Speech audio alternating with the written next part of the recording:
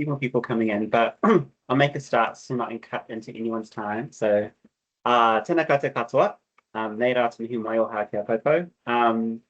Ka tika me karikia tātou. Rukutia, rukutia, rukutia te mana tupoi, rukutia te mana taputo, rukutia te mana matua, rukutia te mana toka, rukutia ke rangi e tui nei, rukutia ke papa e taputo ake nei, ka puke ki waho, ki te whai au ki tau marama ti hei nauri ora. Tuatai, e mihi anō ki te wao matariki mā puanga, tēnā koutou e o tātou. Nei tēne mate, kua haere ki te pō, haere ki te wāhi o ngā tupuna, te hunga mate ki te hunga mate, te hunga ora ki te hunga ora. Hiri aki mehi ki ngā pukinga, ka toha atu te mātauranga ki a tātou, i tēnei ahi nei. Nō mātou, te maringi nui, tēnā koutou. Mauri ora, kia koutou katoa, ko tai mai nei ki te tautoko no tēnā marae, no tēnā hapori, i Aotearoa, i te Aowhanui anō hoki. Ko tai mai tātou, ki te whakanui, te putanga mai ki te ao o tēnei kohi ngā rangahau, e pāna ki Te Mana Raraunga. Tēnā koutou katoa, ka Logan Hamley tōke nei ingoa. Hiri tēnei no te awa tupua, e mihi atu kia koutou katoa. So kia ora, my name is Dr. Logan Hamley. I am one of the trustees of Te Mana Raraunga. And it is my privilege alongside Associate Professor Lara Greaves to run this session, this whāki webinar with you all today to celebrate and acknowledge the release of the special issue that we have published around Māori Data Sovereignty. The link is in the chat. Thanks to Lara. I will pass it over to Lara briefly to introduce herself as well. Kia ora koutou. I think I pinned the link. Anyway, I might post it again. So basically, kia ora, ko Lara Greaves tōku ingoa, hiuri ahau no Ngāpuhi, and I'm part of Te Pokapū and the trustee of Te Mana Raraunga as well. So yeah, just great to be here, great to bring these speakers together today, and it's been great to also co-edit this special issue with Logan Hamley and with our colleague Dr. Nicole Edwards, who's a lecturer in biological sciences at the University of Auckland. She can't be here today because she's on a long-haul flight back from the UK, but I'm sure we'll have her host another one of these later on. Kia ora. Hapai. So in the special issue, Māori Data Sovereignty, Research, Practice and Policy, we have currently 9 articles released, with a few more still to come through, so continue to check out the special issue, run through the Royal Society of New Zealand, so also acknowledgements to their team as well for supporting us. Today we have 4 incredible speakers who will be sharing insights from 3 of these articles today. We will begin with the presentations. Each of the sessions will have 15 minutes each to share some of their insights, and feel free to add questions into the chat. But we will save the question time until the end to give the speakers as much time as they need to share their insights. Also, as I said earlier, please feel free to introduce yourselves in the chat. And there will also be a recording available on the Decree YouTube channel after the session. And for those who have registered, you should also get a link out as well. And I will move now to introducing our first pukinga. So he uri whakaheke ala pepi karapa Jews, no Ngāti Tipa, Ngāti Pāwa, Ngāti Tamoho, Ngāti Parau Hoki. Ala is many things, but she's first and foremost the co-associate head of school in Spinawānanga, Faculty of Education and Social Work at Waipapa Taumatarau, where she coordinates and directs the graduate diploma in teaching Māori medium. As if that was not enough, she's also doing her PhD focused on Māori and hapu data sovereignty, alongside her hapu of Ngāti Tipa. This is also the focus of her article and her kōrero today. Kia koe, Ala. Ngā mihi kia koe, kia ora. Just wait 1 minute, caller, while I just share my screen. Can I just check that we're able to see everything? How's that whānau? Ka whai. Tēnā koutou katoa. Ko te mea tuatahi me mihi ka tika ki te runga rawa, nāna te timatanga me te whakamutunga o ngā mea katoa. Whakahonore ki te āriki nui, whini ngā waihono I te pō ki te whenua, me te whare kāhui āriki nui tonu, pai mārire ki a rātou. Kia tātou e mātakitaki nei, tēnei te mihi. He uri tēnei ngō Ngāti Tipa, Ngāti Pāwa, Ngāti Tamaoho, Ngāti Parau, e mihi kau atu ki a koutou. Ko Ala Pipi Tarapa Jews toku ingoa, ko au te tehi o ngā kai rangahau o te tira rangahau o Ngāti Tipa, kei waipapa taumatarau e mahi ana he tauira hoki ahau I te whare wananga o Waikato. Tēnā koutou. And thank you, Logan, for the really warm introduction. So the scholarship for this article involves Ngāti Tipa, who are one of 33 iwi and hapu that make up the Waikato Tainui Confederation. Tipa, our founding ancestor, lived around the mid-17th century, and the chart in the top left-hand corner shows some of his main whakapapa connections to Waikato, Hauraki and Te Aroa. The people today who identify as Ngāti Tipa are mostly descendants of Kura, one of Tipa's 5 daughters. And these 3 photos here show the 3 main marae of Ngāti Tipa. So in the top right-hand corner, we have Tauranga Nui, our most western marae on the Waikato River. In the bottom right-hand corner is Ngā Tairua marae in Tuakau, and then in the far left we have Te Kumipa, which we used to refer to as Te Kotahitanga marae. The rohe or area that Ngāti Tipa is known to reside in is Te Puaha o Waikato, and that essentially spans from Port Waikato along the Waikato River to Onipoto opposite Tuakau. So before I share about our hapu data sovereignty journey, which has essentially led to the article that's been published in the special issue, Ngāti Tipa have been for the last 10 years on a journey. And so as a way of exemplifying how we have operationalised the Māori Data Sovereignty principles, I just want to share with you what we mean by hapu data sovereignty. So it refers to the inherent rights and interests that hapu have in relation to the collection, ownership and application of hapu data. So that explicitly recognises the hapu as the primary kinship unit through which ahika and kaitiakitanga endure. Following that, I'm part of a dedicated Ngāti Tipa intergenerational research team who are pictured here at the bottom left at the launch of our taonga book Te Puahatanga o Ngāti Tipa at Te Kumipa in 2023. So within the last decade, we have carried out by whānau, for whānau research to lay foundations for Ngāti Tipa data sovereignty. Our approach to this has been various projects is not tied to an external entity. It is led by us, serving our marae and our hapu. So a key focus has been building whānau capacity in rangahau or research and data stewardship to ensure that our mātauranga remains protected and accessible. With this approach, we assert that Ngāti Tipa uri or descendants are best placed to collect, steward, analyse and disseminate our data, information and mātauranga. We've also drawn on the expertise of other researchers who are pictured here, who have greatly contributed to our vision and our projects. So our journey began in 2018, and our first major project was counting our tupuna. It was set up as a 3-year program with a key focus of bringing together whakapapa information on our Ngāti Tipa tupuna from circa or roughly 1750 to the 19th century, and also data on our whenua. The goal of this project was to build a tupuna and whenua database owned and controlled by Ngāti Tipa for our future generations, where access and use of these databases are governed by tikanga developed by whānau. And this project laid the foundation for the development of a digital pātaka.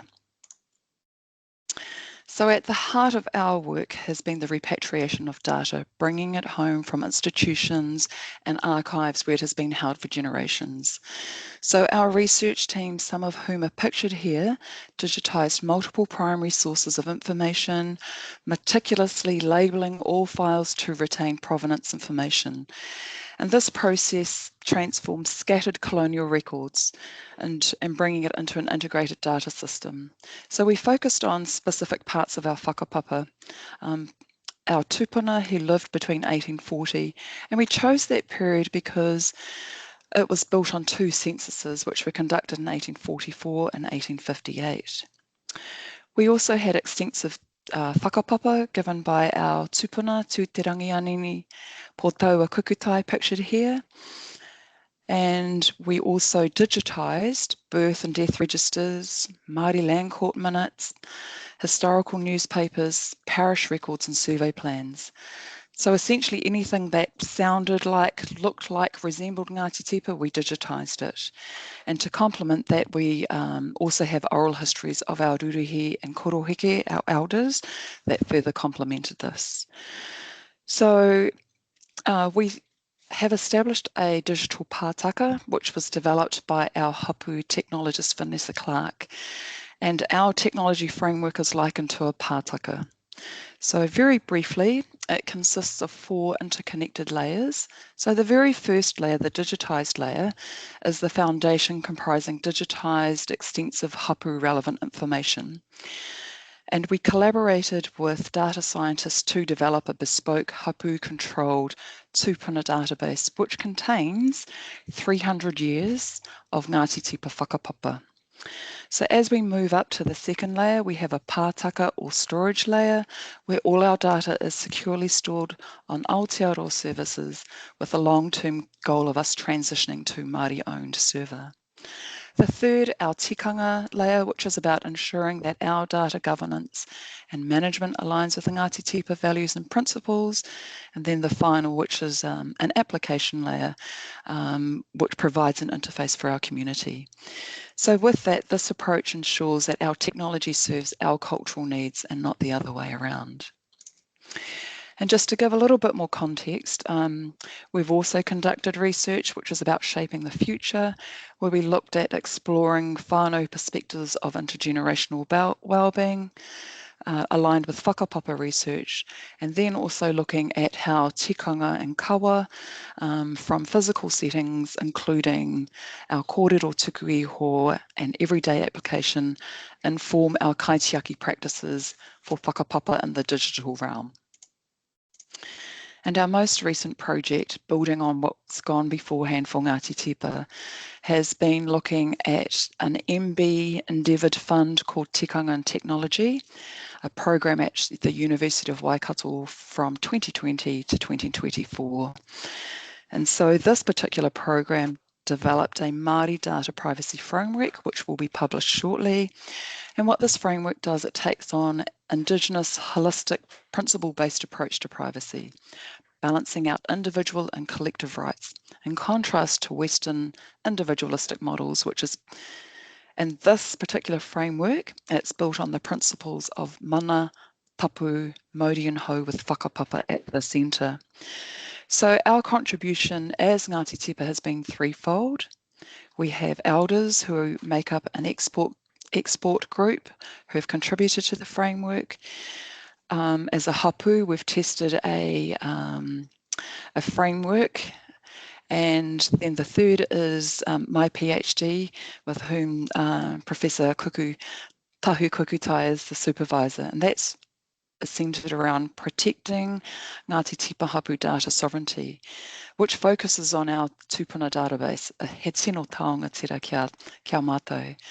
So the overarching question for the PhD is, how can tikanga support Ngāti Tipa to protect, access and use our whakapapa data in ways that benefit whānau? And that essentially brings us to this presentation. So before we can protect, access and use whakapapa data, we needed some conceptual clarity. What is whakapapa data in a digital environment? So while certain aspects are easily identified, for example, digitised birth certificates or tribal member databases, others remain ambiguous. And the evolving nature, which is at such a rapid pace, and privacy concerns, particularly around collective data, complicates matters further. So prior to this research and this publication, there was no established definition or guideline for whakapapa data in digital contexts. So that absence was precisely why this study mattered. And we'd have collected over 300 years of whakapapa data. So as a hapu, we undertook this exploration through wānanga. So here we've got a photo of some of our whānau at one of our second wānanga that we held. And here our whānau collectively analysed digital scenarios that were relevant to Ngāti Tipa. So as an example, we looked at archive records, tribal databases, facial recognition technology, and marae maps as an example of a cultural mapping platform. And our stance was, rather than imposing an external framework, we grounded our research in whakapapa knowledge and perspectives and lived experience of our whānau. So with that, through our wānanga with Ngāti Tipa, our findings revealed 3 types of whakapapa data. First, connections between people. Secondly, between people and te taiao. And thirdly, between people and te ao wairua. So I'll just provide some vignettes to illustrate what that actually looks like. So the first theme, which is connections between people, for whānau, whakapapa is fundamentally a living relational framework which connects past, present and future generations.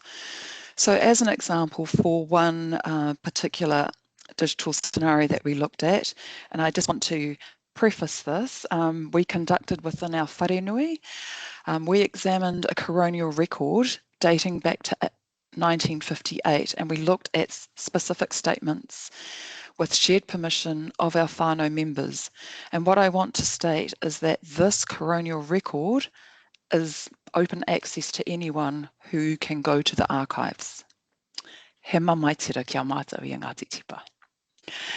But in this particular scenario, we had groups of koroheke, pākeke and rangatahi who used specific details from separate recounts of siblings.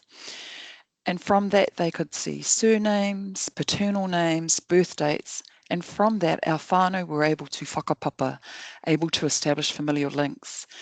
And so these names represented vital markers of connection. And then through the ages that were recorded in the archived documents, whānau were then able to identify sibling relationships and trace whakapapa across 3 generations. So what seemed like isolated data points, such as names, ages and names, ages and relationships became whakapapa data. And they affirmed living connections to the present-day descendants of their ancestors. Another example concerned moko kauai. So we had ruruhi explain the significance of them. So we had one ruruhi was saying the reason why she got it is because her uncle Hone had passed and he was the last of that generation. And so she wanted to get her moko kauai for her parents because they meant a lot. And when we asked our ruruhi if we took photos of them, would that be whakapapa data? And it was an emphatic yes. And a pākeke further reinforced this by saying, because the narrative of what it and the significance, that goes with the taonga.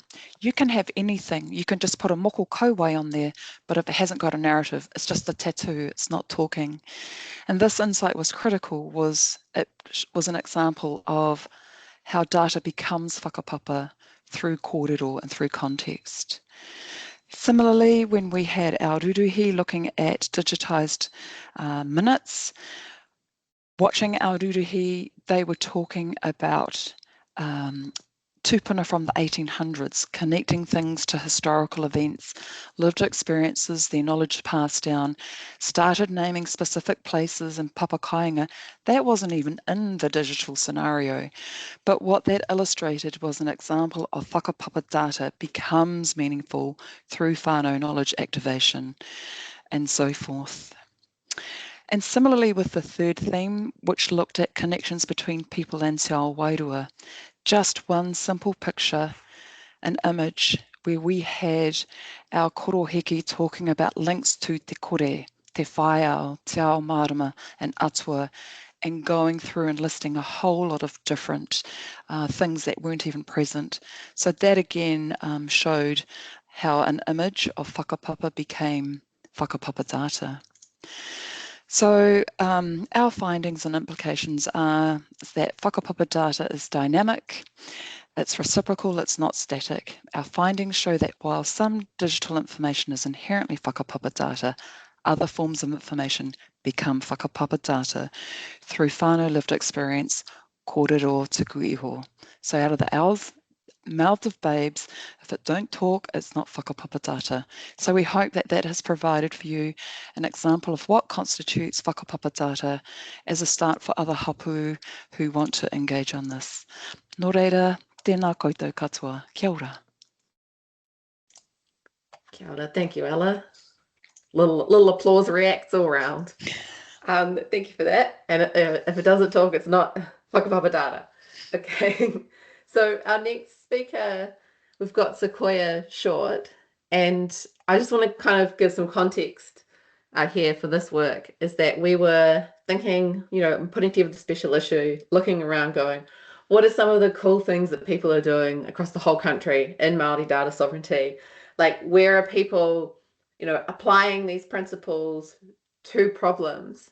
And one thing we have commonly when we're talking about Māori data sovereignty is you say the term to people and they kind of, I think they hear the Māori, they're like, yeah. They hear the data, they're like, they hear the sovereignty, they're like, yeah. So, you know, you will probably all experience people going, oh, what's that?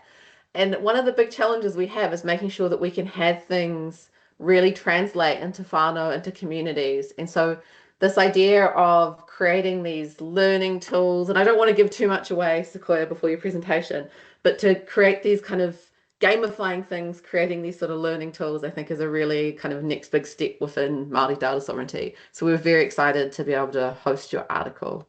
So Sequoia, if you'd like to take it away with your presentation. Tēnā tātou, tēnā koe Laura. E riri ana ngā mahi ki te pai whakawarua o tēnei hui, so tēnā koe Logan. That's a lovely introduction, Lara, thank you. Tuatahi, ko waio, ko Prongia te maunga, ko Waikato te awa, he iri hau mō ngā te apakura, Ngāti Manipoto me Ngāti Tuaranga te Rahoki. He kaimahia ahau, he tauira hau anō ki o tākou whakaihu waka. So kia ora everyone, my name is Sequoia. I whakapapa primarily up to the Waikato region. I am a teaching fellow and a PhD student here at the University of Otago. But this mahi is nothing to do with my teaching or my PhD research. It is a lovely little side tangent that became a very big side tangent that I got caught up in after being really inspired by participating at an Digidata conference in 2014, I believe. So tēnā koe, Natalie. Tā te tamariki mahi he wāwahi taha, to mean is the title of our paper, meaning it's the job of the children to smash the calabash. If we think about that in a little bit less literal terms, what that proverb really speaks to is through trial and error, tamariki or children are able to learn knowledge and develop behaviours. This whakatauki speaks to the heart of our mahi in a number of ways. So our project is very much grounded in the promise and importance of our rangatahi in relation to this kaupapa of Māori data sovereignty. Escape rooms themselves require trial and error to solve. And the development of the game was very much a matter of trial and error as we iterated gameplay and its content. So to that end, we've really sought to provide rangatahi who were very much the focus of this project, but it has expanded, as you'll see, to reach beyond our young people. to provide them a medium in which they're free to problem solve, use trial and error without consequence. I think I might be preaching to the choir here, that Māori Data Sovereignty and Indigenous cultural and intellectual property education is more important now than it has ever been before, especially when we consider things like the need for informed use of AI. Dissemination to community groups and rangatahi prove quite challenging. Lara's absolutely right. People hear the word Māori and feel, you know, they're on the bandwagon, and they say data and you do lose them. And when you put data and sovereignty together, you often just get eyes glaze over completely. Not because it's not a critically important kaupapa or irrelevant to us, but just because those are big words, and they're very contextual, and it's hard to know, you know, off the face of it, why that's important to you, your whānau, your community, te mea. Also, I feel like dissemination should be culturally grounded to be most effective. So, like I mentioned, I went along to Indigidata conference, which is an excellent program. If anyone gets the opportunity to register, I would strongly encourage you to do so. And from the week-long course that we participated in, I was introduced to all sorts of really excellent speakers, excellent organizations, people that are doing amazing mahi in the space. And my goal was then to take that knowledge and ensure that we could present it to our rangatahi, our young people, as well as other people in our community. So I made an escape room. You may have done an escape room before, you might not have, but the premise is you go into a space, you're given an objective, you have to solve a series of puzzles to get out. And my escape room is not too dissimilar to that. In Kaitiaki Raraunga, or Data Guardians, the participants are kaiarohi, or spies, who have been sent by mana whenua to infiltrate, appropriate ink, and retrieve stolen taonga.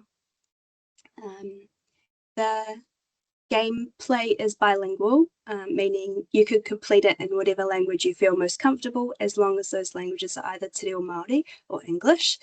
I can put up to 6 teams through at a time, which is probably the main difference between an escape room you might have done before and this one, as I needed it to be fully portable and to be able to put through a class full of children effectively.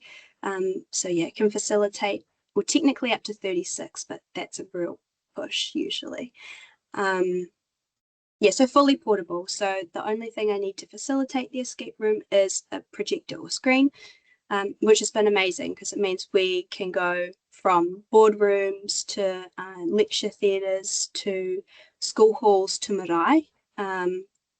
Yeah, quite easy and an accessible means. Don't even need a active internet connection to facilitate it. There are 7 puzzles in the room, and the 6 of them are based on various different taonga that are commonly appropriated, misused, misattributed, and so on. So our tohu Māori, our symbols, our tipa konga, koiora, so our biological material and specimen, our taonga, so in that context to mean cultural artifacts, te reo Māori, mātauranga Māori, and whakapapa. The puzzles themselves are typical puzzles that you might stumble across every day or in escape rooms if you've done them before. Things like riddles, sudoku, word unscrambles, jigsaw puzzles. But throughout the process of the game itself, I lay what I like to call Easter eggs. Participants stumble into certain numbers that relate to legislation or phrases that link back to a framework. They're, provided throughout the game access or exposure to all sorts of different taonga Māori, te reo Māori, but also our native species. So I really jam-packed a lot into the gameplay, which only really takes up to 45 minutes, although my fastest team did complete it in 18. So you never know what you're going to get. And if anyone wants to try and beat the record, you're welcome.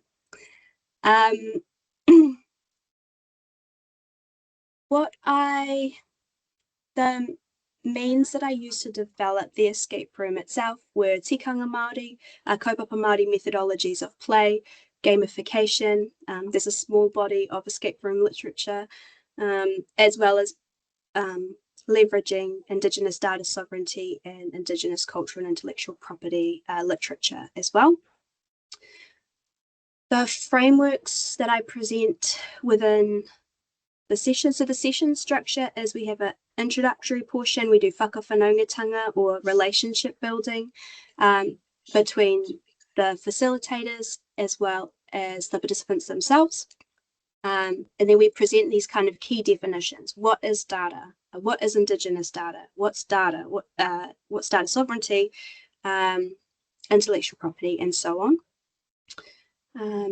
We introduce relevant laws and soft laws, and then we put them into the game. They've had enough of hearing from me by that point, and it's time to do something fun. And once they've completed the game, we have what I call a debrief session, which is where I pull the thread of some of those Easter eggs that they encountered within the game. So things like the new IEEE standard, 289.02025, the Fair and Care or Fair and Kare framework for Indigenous data governance, as well as Te Mana Raraunga's principles for Māori data sovereignty. We talk about tools that are available for use, things like local contexts and apps like Aho, as well as some of the real world examples, both positive and negative, of times where the mana of taonga Māori have either been upheld or failed to be upheld. Things like the Mātātua Wharenui, AI artwork, Mary Kay's Kānuka patent families, and the really recent agreement that I saw that I was very excited about, the agreement for Te Tāwhirau o Ngā Waka for schools to retain their IP over items that they perform at the Kapahaka national competition. So you can imagine we published this paper earlier in the year and I was drafting it for a little while.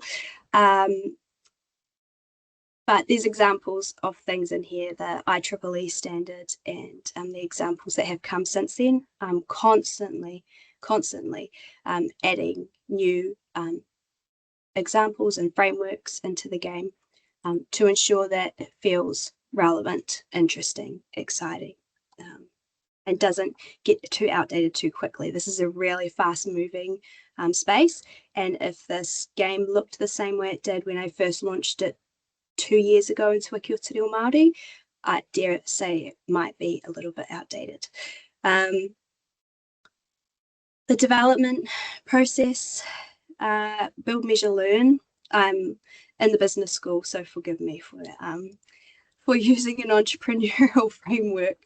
I framed it in the paper as 5 iterative phases, which would be closer to 8 now, a few months on from publication.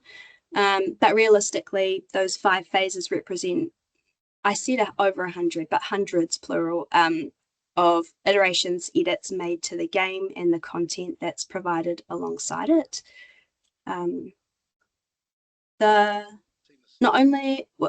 The delivery model that I use to present the kēmu is highly responsive as well. So within that whakawhanaungatanga portion of the session, I'm able to get a really good insight into the interests of the group and customize delivery as best as possible.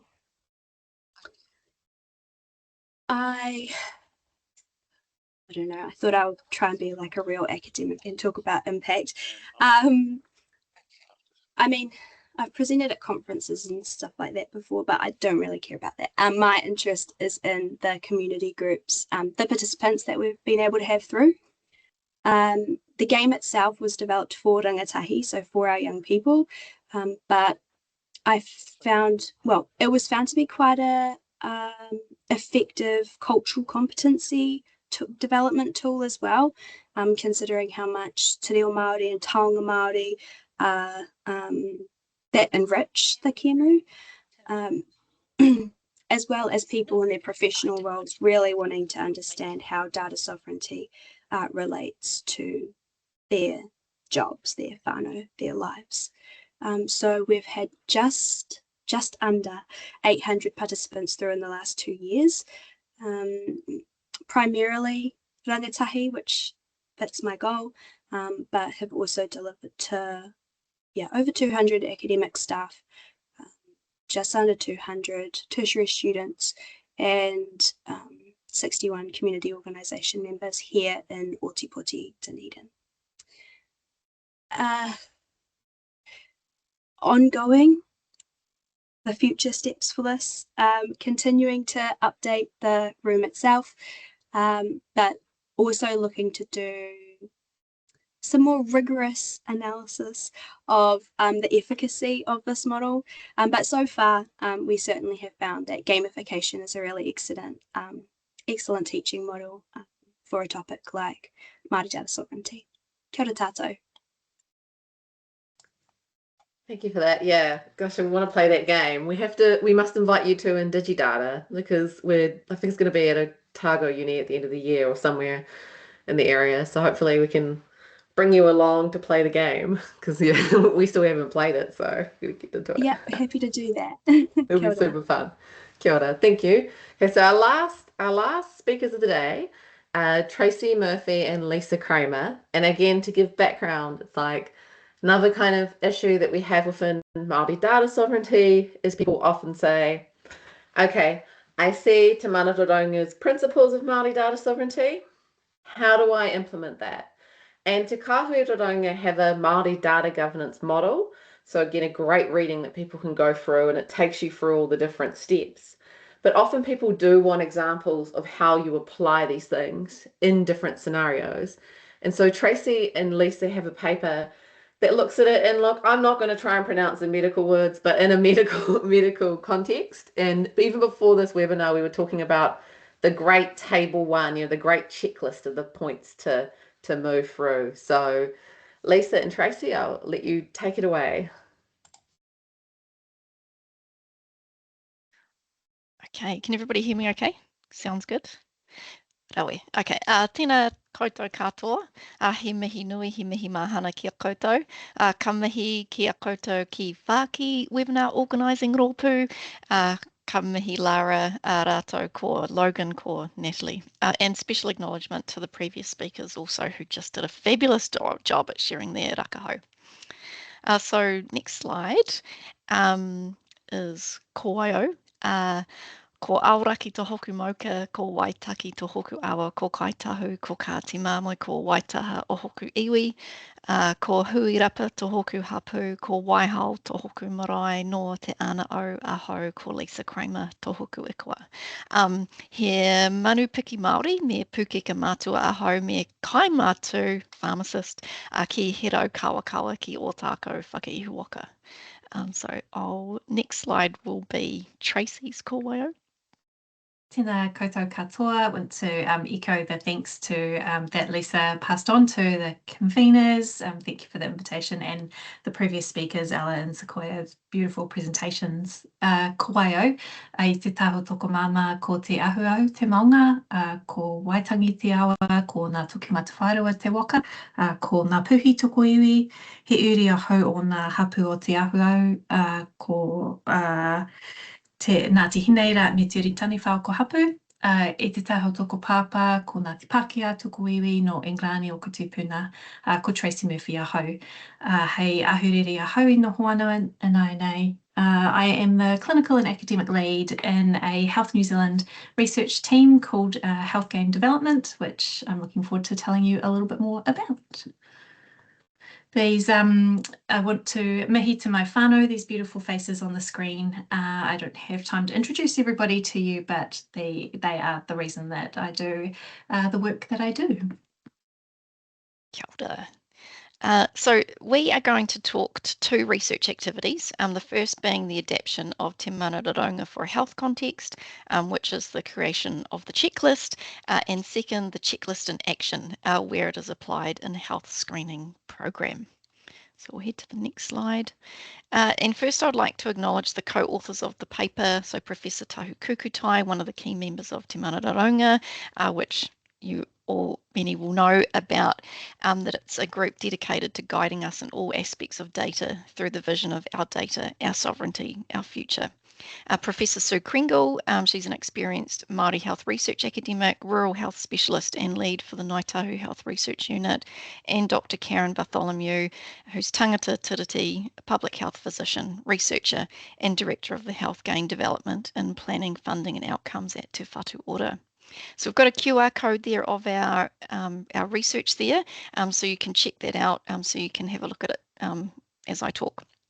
So between the four authors, we pulled this checklist together because we love the Māori data governance model. You know, it's the go-to place for all things Māori data sovereignty and governance, and we were keen to create something specific for a health context. So something similar to the consider statement, where busy people could go and get a head start on Māori health data governance.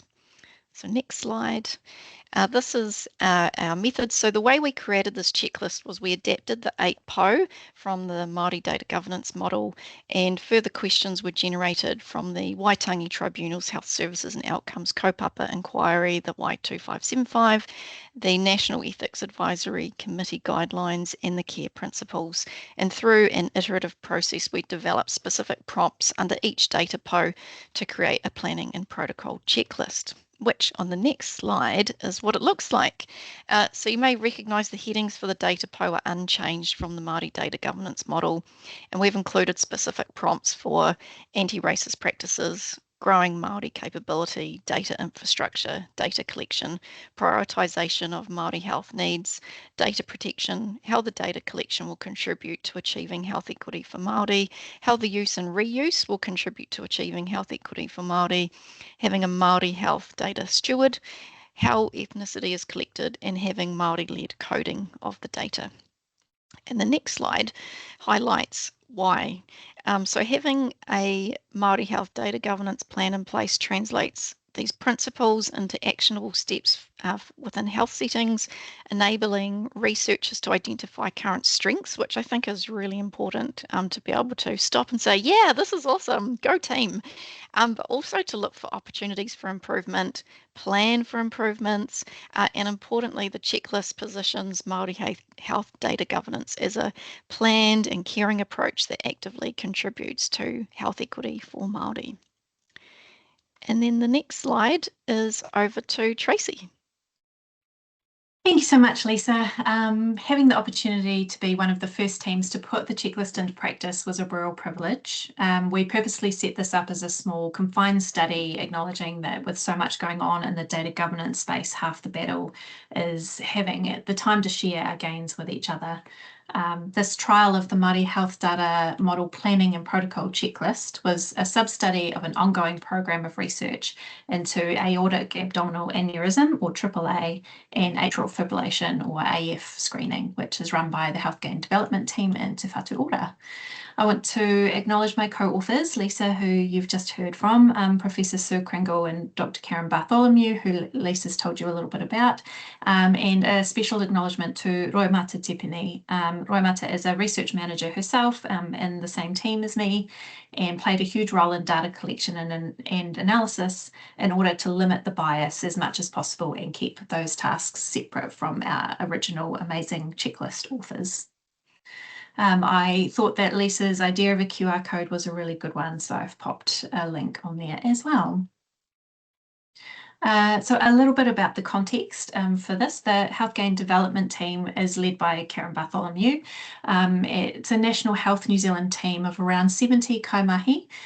We sit in Planning, Funding and Outcomes Directorate for anyone who is in the health environment and managing to keep up with the Health NZ structure. Our focus, or the focus of the team, is implementation-based research to help address the life expectancy gap between Māori and non-Māori, Pacific and non-Pacific. We're primarily funded by Hauora Māori Services with some supplementary research grant funding.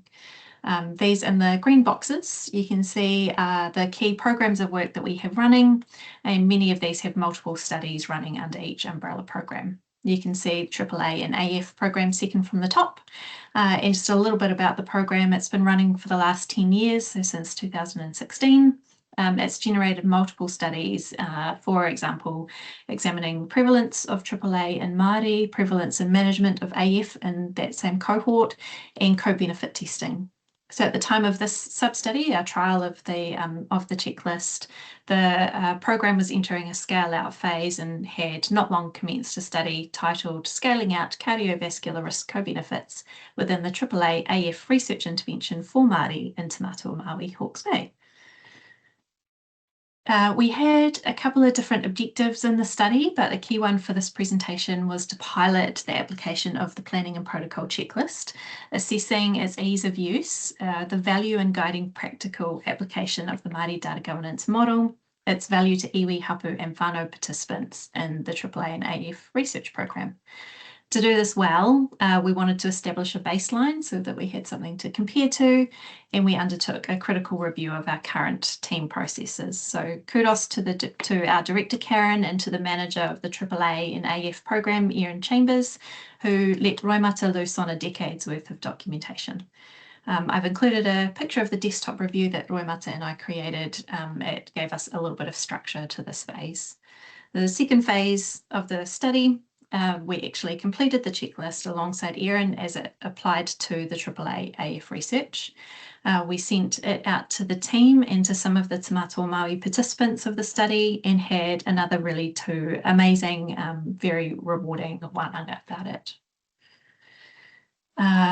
I'm determined to stick to our time slot for the presentation, so I've had to pick a couple of my favourite findings. As we go through, I'll let you have a little read of these quotes from each of the three wānanga yourselves. In phase one, which again was critiquing our current processes, we wanted to acknowledge that when you're working in large non-Māori health organisations, and probably any large non-Māori organisation, Māori data governance is challenging. I saw from the chat there are a number of health researchers in the webinar today. I'm sure that we won't be alone in saying that processes change as staff come and go and structures change. A side benefit of this piece of work was an opportunity to document where the work of the Health Gain Development team started in this journey 10 years ago. It is very easy to be critical when you're reviewing a process so long after the fact, and thank you to the AAA and AF team for supporting us in the amazing job that they did in their Māori Data Sovereignty efforts. In phase two, after wānanga participants had a chance to see the tool in action and have a kōrero about it, it was pretty unanimous that there was massive value in a process that really focused us in on practical application. So both groups liked the emphasis on being aspirational. It's a real benefit of the tool. You don't have to have all of your ducks in a row before you use it. The manuscript that Lisa went over briefly at the start of this gives some amazing detail and some prompts, and it's really well worth the read. I thought that it was quite interesting to note how much the Te Mātua Māori team appreciated the checklist and how they immediately started thinking about how they could apply it in their own spaces, even though they were more in service delivery rather than research. It certainly gives us some food for thought. Sharing this amount of detail with our participants could be a really great way to help continue to build capacity and capability. Given the focus of the webinar today is on implementation, I thought that you might be interested in the next steps for the Healthcare and Development team. This is where we're working through a process to really establish and embed the checklist because the trial was such a success. And hopefully in another year or so, we'll be repeating the desktop review exercise. Some additional acknowledgements for those who participated in the screening intervention, the providers, Te Oranga o Te Mātua Māui Health Hawke's Bay, the screening and study team, local oversight group and clinical support. This is a picture of the amazing AAA AF team at one of their clinic sites in Te Mātua Māui, and that's our QR code again. And back to you, Lisa.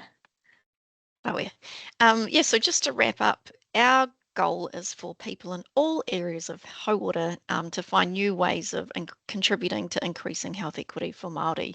So the Māori Health Data Governance Checklist is an additional tool that you can use to move Māori health data governance from aspiration to business as usual.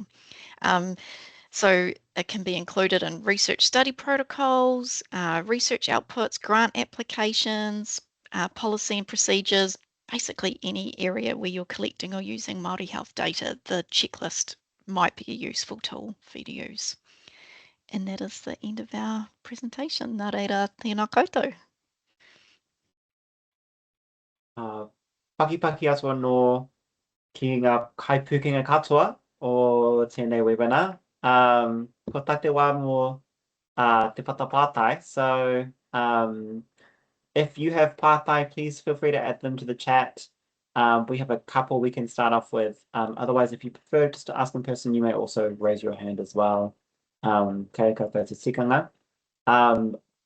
to kick us off with a question that just came through in the chat, which we may be able to answer as a collective. So this is from Michaela Romore. Apologies if I mispronounced your first name. Acknowledging the amazing presentations. And just a pātai around as we begin looking at Māori Data Sovereignty, I want to make sure whānau Māori voice is part of the mahi from the outset rather than being added on later. Is there already a document or framework that could guide us?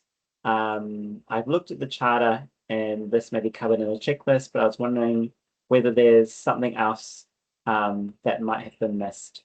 So if there's any of the presenters who might be able to guide Michaela towards resources around kind of whānau voice within Māori Data Sovereignty.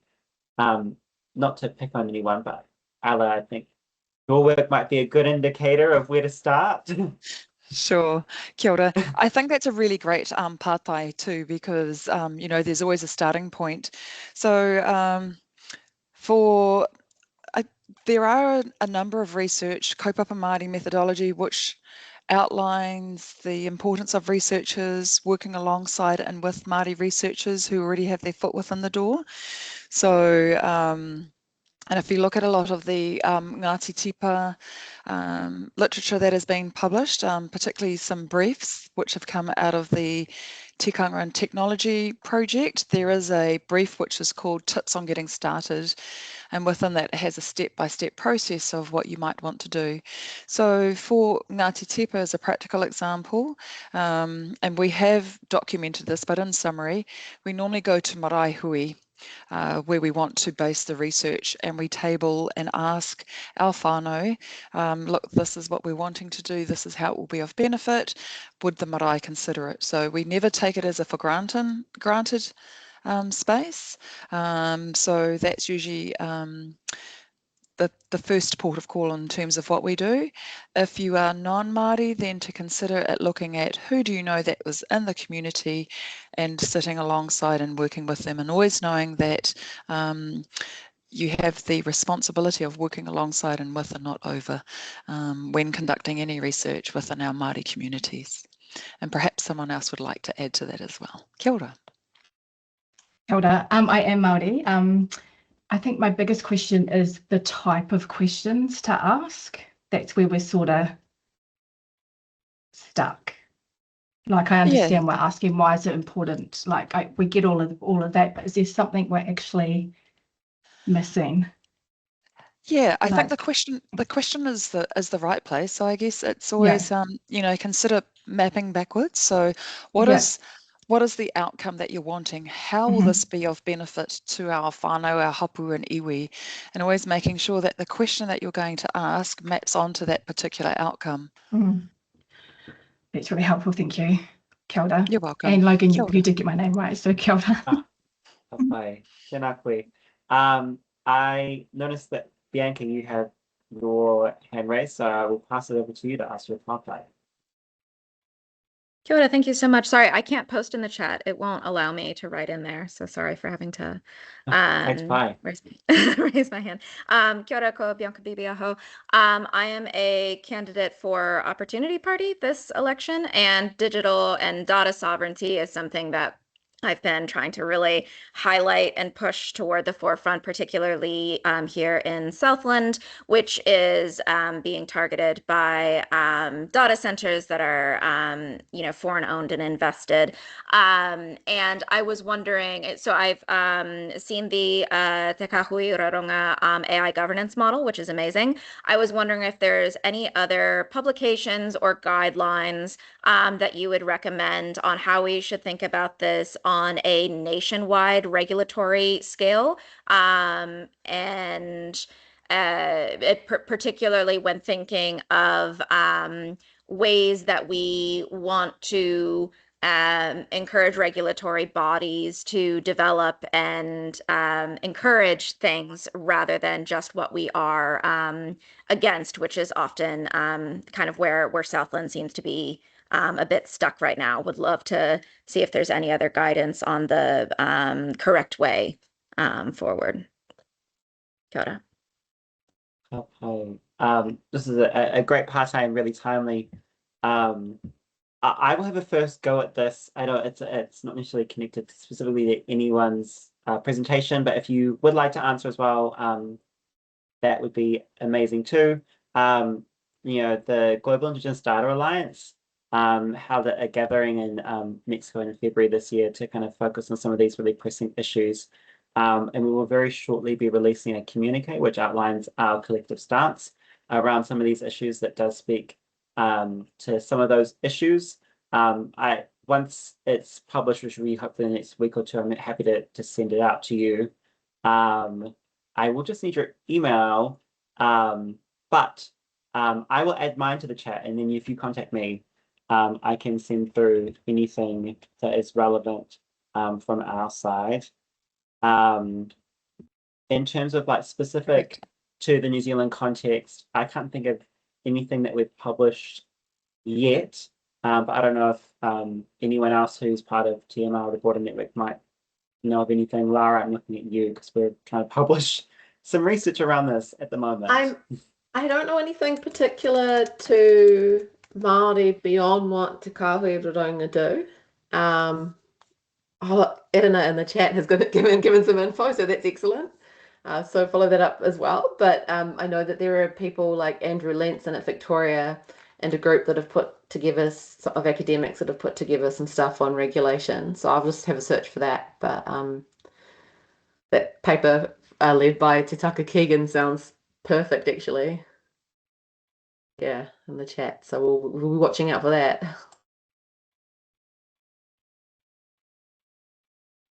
Thank you so much. No worries. Any other partai that people may have? I know it's 2 o'clock. Not a partai, but in response to Bianca, there was the Ngā Pai o Te Maramatanga masterclass in which Chris Cormack spoke specifically around some of the data centres, but that would provide background information and not specifically detailed information as well.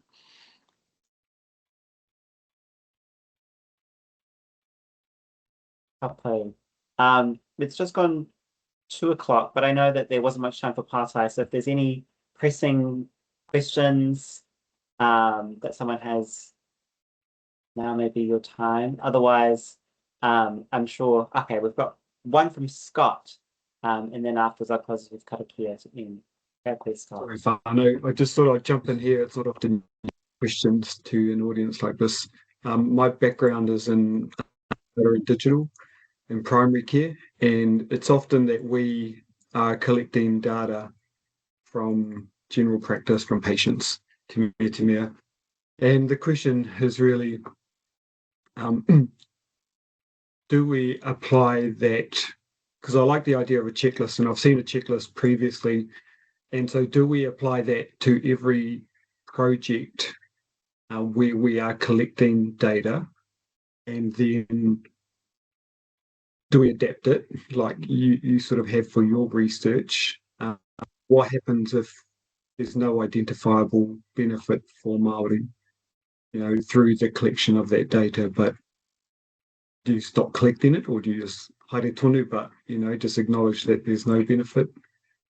So yeah, just a few questions around the practical application of applying those Te Raraunga framework against data collection that we kind of do, all the time. Am I allowed to answer this one? Okay. Kia ora, Scott. Well, my first thoughts are, why isn't there any benefit for Māori?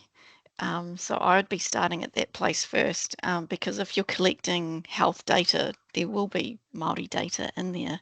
And so there should be some planned activities around how that data collection can be used for the benefit of Māori, with Māori, for Māori. And then regards to your question around how often or in what situations can you apply the checklist, and it may be that you apply it in lots of different settings until you get some things entrenched as business as usual, and then you may be using the checklist in a slightly different way where you are looking for improvements, increasing all the good things that you do. Yeah, is that helpful? Yeah, I mean, I know it's 2:00, but I've started my partai, so I might as well finish it. I guess the scenario most recently was around the collection of patient data to feed into a shared electronic health record, so that irrespective of where whānau turn up, whether it's at ED or urgent care, hospital, primary care settings, their primary care data will be available for that clinician to use in the triage and diagnosis and treatment of their patient. So the question obviously was, how do we practically apply that Māori data governance framework to that specific project? Yes, there are going to be benefits for Māori because their data is available for clinicians. They'll be treated more thoroughly, having their background available to that clinician.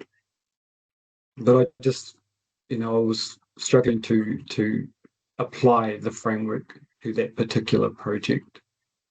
And then who else would I engage in that process? Is it our patients, the people whose data is being collected? So yeah, it's a sort of a practical example of how I struggled to look at how we provided that. Sure. So you've read our paper and Tracy's paper? Oh, okay. Do you know what? I reckon if you start there, have a look at some of those prompts that we've got on the paper, the checklist. There'll be some really good questions. Yeah. So in beyond what I've presented today, we've got some really good prompts that sit in behind each of those within the paper that we've published. And I think also having a look at the work that Tracy and her team have done with the AAA and AF work will give you a really good scaffold for a starting place. So thank you. Tēnā tātou. Thank you so much for sticking with us, for engaging throughout the session. I want to mihi kawana ki ngā kaipukenga nohoki for your expertise and your wisdom. And thank you once again for coming. I'll post this at karakia and then send you off into your afternoon. Tēnā tata. Unihia, ki tūru tupunu, kia ora te kia māma, tēnā koutou mana toa i rua i te ara takata, koira i rongo whakamiria ki te ranga kia tūna, haumie, pie, tai ki e. Tai ki e. Tēnā tātou. Hei kona.